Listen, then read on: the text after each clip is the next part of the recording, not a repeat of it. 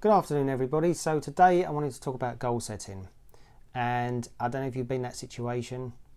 Probably you have. We all have at some point, where you're exercising 3 times a week and you're just not reaching your goals in the gym or with your exercise. Now, you could be training for a marathon or a half marathon or a 5 mile run or whatever it is you're doing, or you could be just trying to lose a few pounds to reach a target weight. Or you might be someone who's into weight training and you're trying to reach, say, 100 kilos on the bench press, and it feels like it's a long way off. So that's the reason for this video today, and I wanted to talk about goal setting and why you're not reaching the goals that you set out for yourself in the beginning. So this is a very common problem. So I used to see this all the time when I worked in a gym. January and February, people used to pour into the gym with all this newfound enthusiasm, trying to work off the weight they gained over Christmas. And they'd often start with a very good routine, training very hard, very disciplined, 3-4 times a week, January, February, and then by March it used to start petering out. And it used to happen every single year. It was the same pattern every year. Then what would happen? They'd give up. There'd be a bit of a burst before the summer where people wanted to get fit for holiday. Then that would peter out. And then it'd be Christmas time again. People would come in all guilty, January, February. So you think, well, why does this happen? Well, it happens for a number of reasons. People feel like they're not getting anywhere. They're not making progress anymore. Because what happens is when you start any kind of exercise routine, you make quite fast progress at the beginning and then it starts to slow down. But you're still making progress. And the other reason is you're not reaching your goals. And also it's hard work. It takes mental discipline to keep it up over the course of a year. So there could be reasons why you're not keeping it up. So for example, I always say to people, don't do what you hate. So for example, if you hate doing classes, don't do classes. If you like playing tennis, go and play tennis. So you've got to pick something that you like to do, because then you've got half a chance of keeping it up. So in my case, I liked weight training. I like training with free weights. I like throwing the heavy stuff around. It was kind of like bodybuilding training, although I wasn't bodybuilding as such. Like I wasn't doing competitions or anything like that. I just used to enjoy the training. I used to skip on cardio because I didn't like it. And one of the reasons I didn't like doing cardio was because I didn't particularly like doing it inside the gym. So when I used to write programs for people, what used to happen was I used to write a program starting off with the cardiovascular. So I would give them 10 minutes on the treadmill, 10 minutes on the stepper, or sometimes the elliptical stairmaster. And then I would give them, say, 10 minutes on the bike and 5 minutes on the row. So they're about 35 minutes of cardiovascular. Then I would give them the weights routine. And then I would give them abdominals and stretching. I tried doing the cardio that I used to prescribe people. And I did that 35 minutes. And I thought to myself, I can't do this. I just don't enjoy doing this. Now, I'm not knocking people who can do that, because plenty of people used to do it on a regular basis, day in, day out throughout the year. You know, the regulars that always used to come, the hardcore ones. And they used to be listening to their music, or they'd be reading a magazine or watching the TV screens, and they could do it.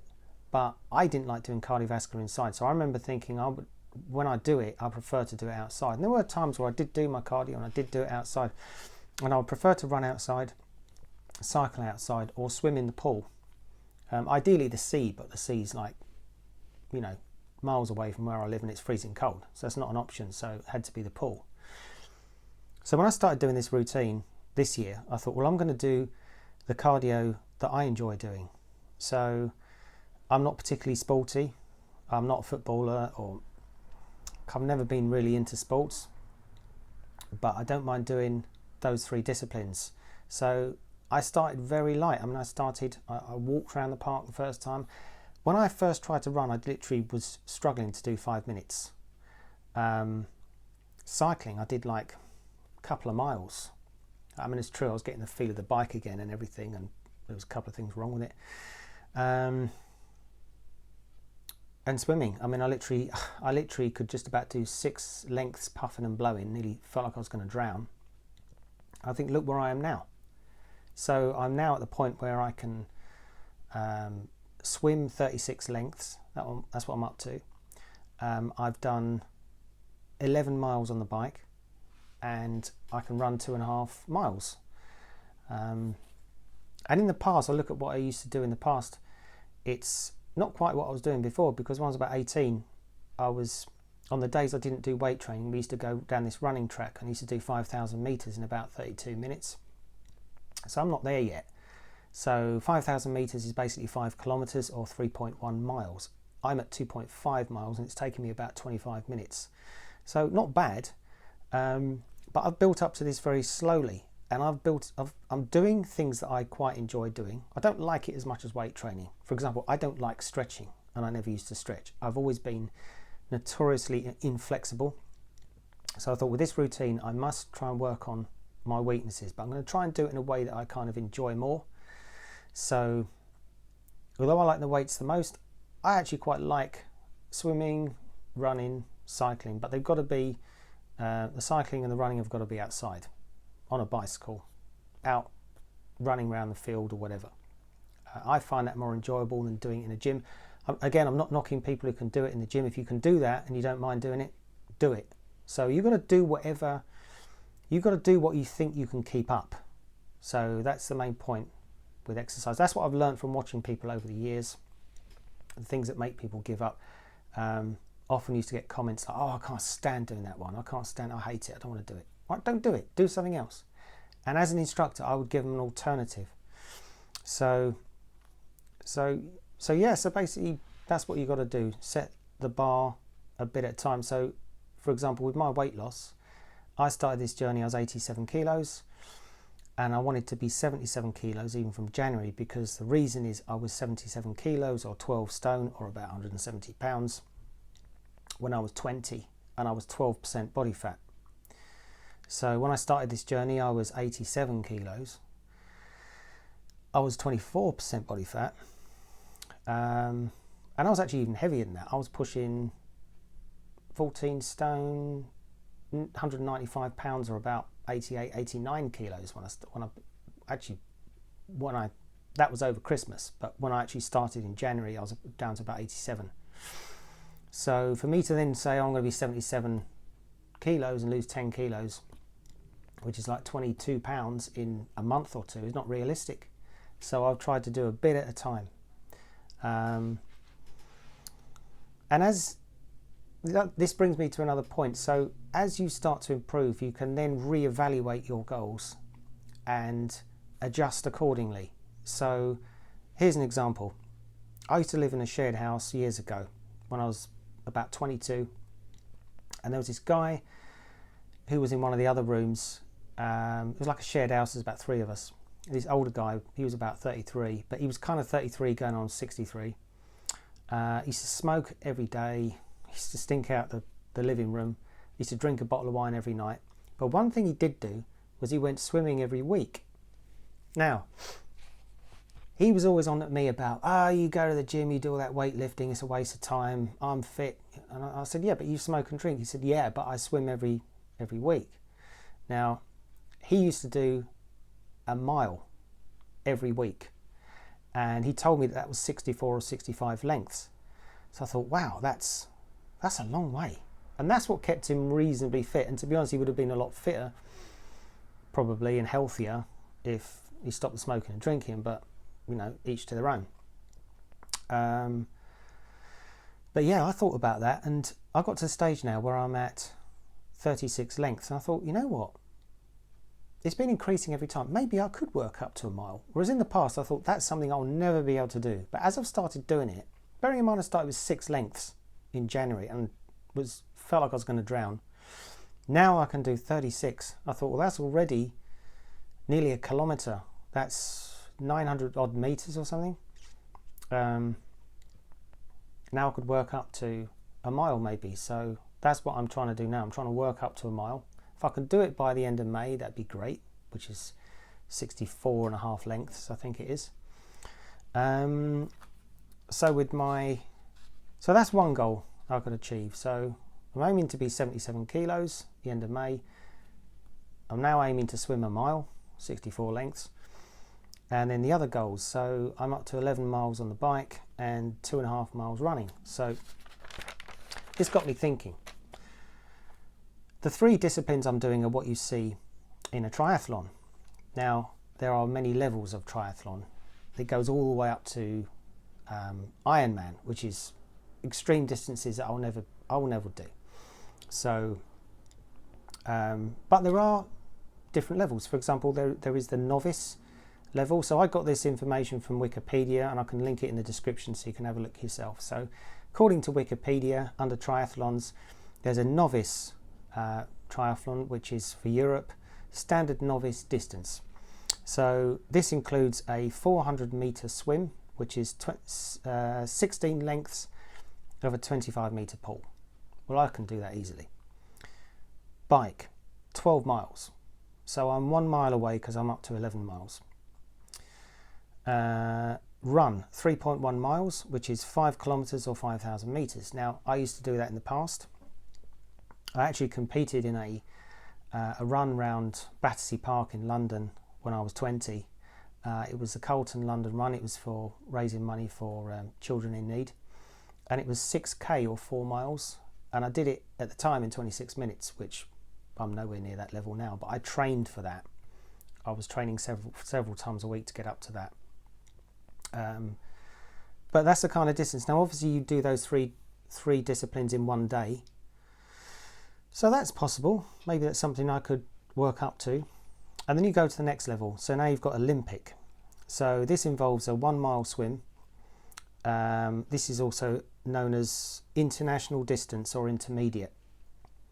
The bike is 25 miles and the run is 6.2 miles or 10 kilometers. Now, looking back, I think the most I ever did was about 8,500 meters. When I was about 18 or 20. But they're the kind of distances that I could possibly work up to. Again, the swimming, I can see myself doing that. But I probably wouldn't want to try all of those in one day.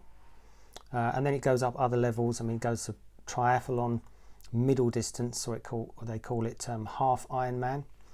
So this is a 1.2 mile swim, 56 mile bike ride, and a 13 mile run, 13.1 mile run, which is a half marathon.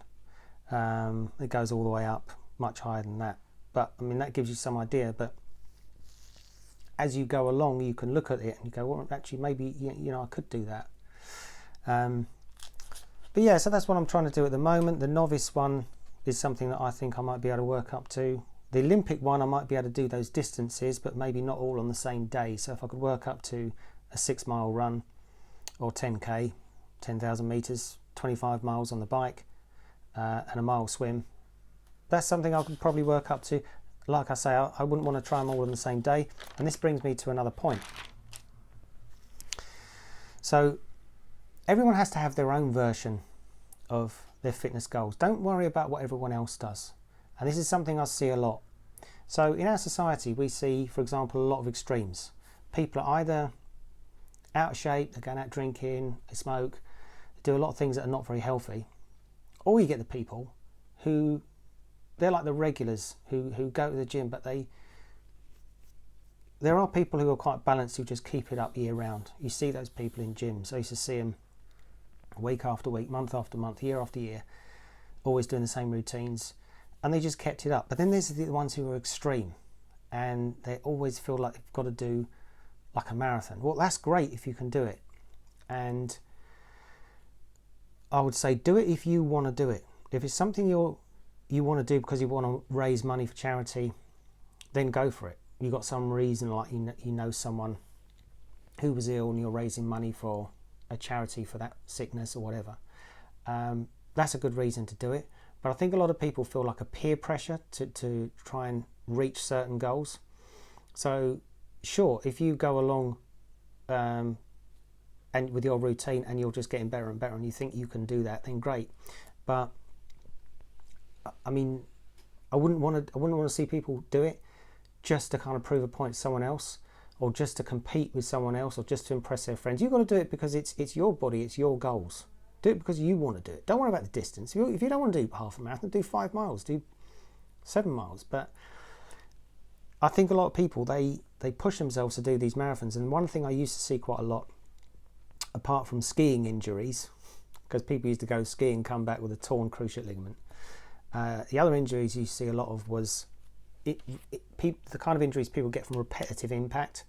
So when you're jogging and running, you take something like 3 times your body weight lands on each foot whenever you run, which is quite a lot. Depends on the speed a bit as well. It's about 3 times your body weight lands on each foot when you're jogging, and over time it can cause injury. So all of us, keeping fit's a good thing, but all of us as we get older and time goes by, you do tend to accumulate injuries. And one of the reasons I say set goals that are going to suit you is don't go feeling like you've got to go running marathons or doing these extreme distances like 100-mile cycle rides and stuff if it's going to wear your body out prematurely. And the other thing is, for example, marathon running, it just might not suit your body type, because when you think about the people who excel at marathon running, any kind of long distance endurance, they're normally very kind of light boned small people. So it's kind of less impact, it's less weight to carry. So those kind of people are genetically suited to those very high distances. So that's something you've got to remember as well. And also not to lose track of your original goals and purpose. So for me, I'm using sort of triathlon type disciplines for my fitness journey and to lose weight. But I'm also wanting to get back into weight training as well. So there's no way I'm going to be doing huge distances and weight training. So I'm just using them to get fitter. And when the time comes, I'll start the weight training as well. So kind of a balance of the two different things. Do what you want to do at the end of the day, but don't set the bar too high. Just set the bar according to what you feel you can achieve. So for example, I'm down to 80 kilos. Now I know I'm trying to get to 77. Psychologically, I'm much closer. So I know I've only got another kilo to go and I'm 79. And then I'm nearly there, another couple of kilos. So I've done that bit by bit. And you should too. So don't worry about what everyone else thinks. Worry about what you're trying to achieve and what you're trying to do, what's going to make you feel good and feel better and fitter. And, what you like doing as well. So, if you hate running, do something else. If you hate the gym, do classes or play tennis or whatever it is you like doing. But as long as you do something on a regular basis and you keep it up consistently over the course of a year, you will continue to get fitter. So that's really what I want to talk about today. And if you like the video and you found it helpful and informative, please like and subscribe. And like I always say, if I can do it, you can do it. And I look forward to seeing you in the next video. Bye for now.